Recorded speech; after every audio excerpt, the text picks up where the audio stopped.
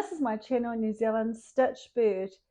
Today I'm sharing a couple of my new makes. One of them I talked about last week, which was the McCall's pattern. I've just got it buried under here. M8553, which is very similar to the Fabric Godmother dress that I mentioned, Aspen. The main differences that I've been able to take from this pattern is this one is not quite so roomy, probably hasn't got quite as much fabric in the skirt, and not as slightly oversized as the Aspen.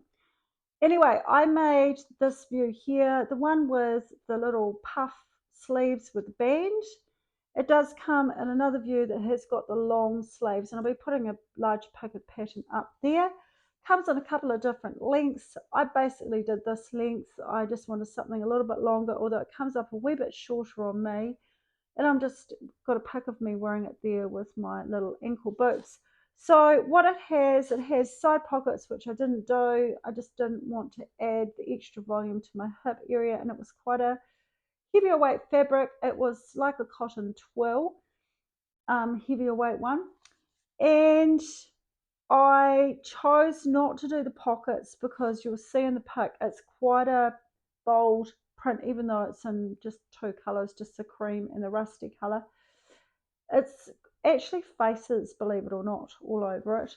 And I thought, well, I don't actually really need the pockets, and I don't really normally need something up in my bust area. I've got a larger bust, so I left them off on this one anyway. And before I made it, I chose to measure my arms because I was just a wee bit worried about the bands around the sleeve, but I did have enough room. So I made a size 18. I've come down a little bit on my sizing. I think I was supposed to make a 20, but I just chose to downsize a little bit, and I'm pleased I did because I've got plenty of room in the back. Probably a little bit more than I would have liked, but it's fine because that's the style of it. It's meant to be a little bit more loose fitting. In the skirt, I didn't quite have enough to do the complete fullness, so there's probably about an inch of fullness missing in the back skirt piece, but you'd hardly even notice. When it came to the zip, I struggled a little bit because I wanted a zip that was going to tone in with the colour of the fabric, and so I actually chose to use the zip that I purchased from Dahlia Society, which is a bag zip, and I thought, well, that would make it easier to stitch through the bottom pieces too, because obviously stitching over a metal tape rather than a plastic one would be a wee bit tricky with a sewing machine. So it's actually a plastic faux metal zip I've put in. I made sure with the front, well, I did the front facing with the violin, but I also fused a strip of fusible interfacing down the front pieces also for the zip, and it really helped maintain the integrity of the fabric. It just stopped it from going all wavy, so I was really pleased with the finish of that. I did the wee collar, and I really like the wee collar. It's not over the top. And the great thing about having the zip is you don't have to have it all the way up to the top. If you wanted to wear a wee scarf, you can have it zipped halfway or something like that. So overall, I'm really happy with the pattern. And as I said, I think the main differences between the Aspen and this one is just the Aspen just seems to be a little bit more oversized and a little bit more fabric. I omitted the pockets. My bust just doesn't need it, and the fabric was quite busy. However, if I made it again, I might be tempted to try the pockets, especially in the long sleeve version, and maybe doing a slightly shorter version to wear with tights and boots could be quite fun. So I was really pleased how this turned out, and I'll have a pic of me wearing it there for you to see.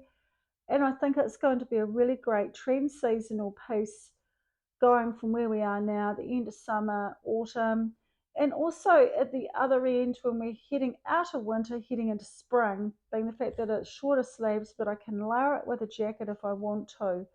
So really happy the way this turned out. Moving on to the next one, and that is the tablecloth top that's started to become a very popular pattern by Karmme, I don't know how you say it, sorry, Apparel. And this is the pattern here. The great thing about this pattern is it actually has lots of sleeve options. So I've actually got the sleeve options here so you can see. So you've got what they call a bell sleeve. They've got a peasant sleeve, and I'll show you the pattern piece for that. It is huge. Not sure whether I'd ever make that. It's just got a lot of fabric. Short sleeve and long sleeve just in a straight sleeve. So lots of options there. The neckline's really cute with the fact that it's got this wee V, but with a round neck at there. It just helps sort of break up the top part of the top without creating too many seams in it. So it would be ideal for a fabric that you wanted to showcase the print. And the fabric that I got in the end, because I actually tried it out in a tablecloth, a printed tablecloth that had a border. I put a pic of the tablecloth fabric there and had a border all the way around the edge. And I was so focused on the border and where the border placement would go. So I had the border down the front, the border around the bottom. Don't know whether I had enough to do the border on the sleeves. Anyway, I'll probably have a pic of it anyway. And then I tried it on and I just laughed. You just have to laugh after you've done all this work. Two little daisies ended up, one here and one here, right on my center of my bust. And I'm thinking, this is not going to work. The only way I could properly fix the top is possibly by adding some pockets, but I think I'm just going to leave it. I don't think it's going to be a wearable version for me. But at the end of the day, it was great to try the pattern out because I just wasn't 100% sure on the sizing. When it came to the sizing, I did a large, but then I graded out to an extra large at the hip area. So I just took it from my bust line and just graded it out to the bottom. And I was pleased I did that because I just needed a little bit of extra room around the hip area. So after that little bit of a disaster, I went off to Fabric Vision and I got this fabric and I thought this is kind of tableclothy and I think this will look really cool in it.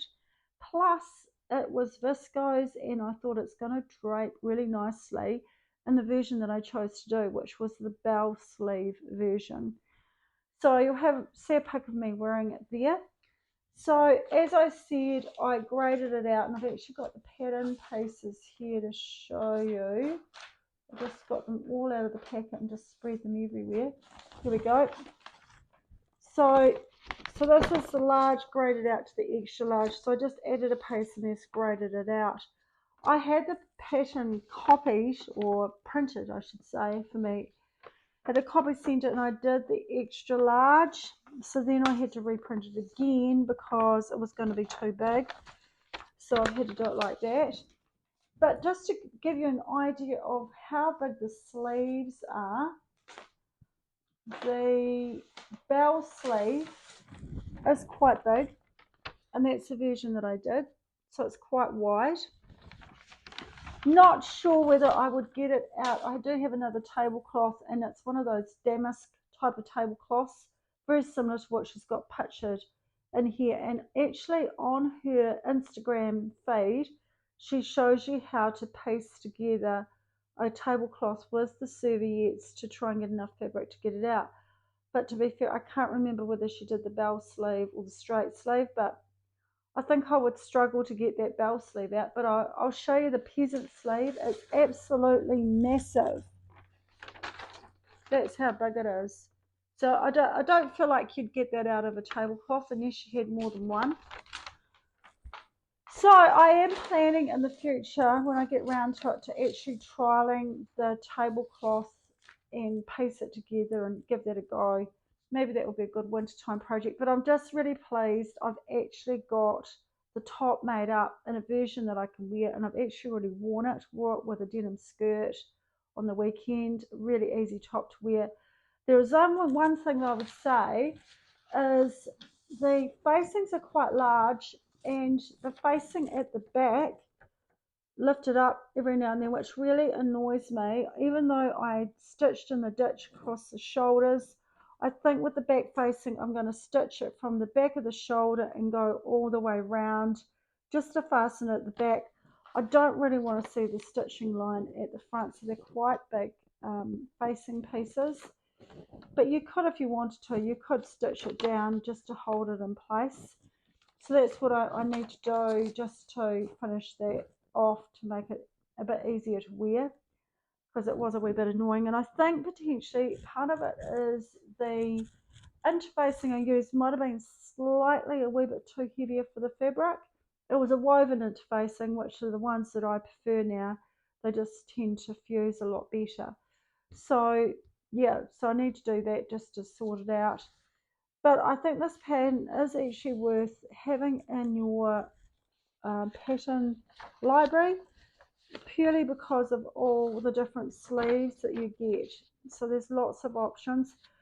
The other thing is it does have a slightly shaped hemline, but if you don't want to do that and shape it, if you've got an edge on lace or the edge of your tablecloth, you can just make it go straight across and then just true up the side seams so that they meet that hem.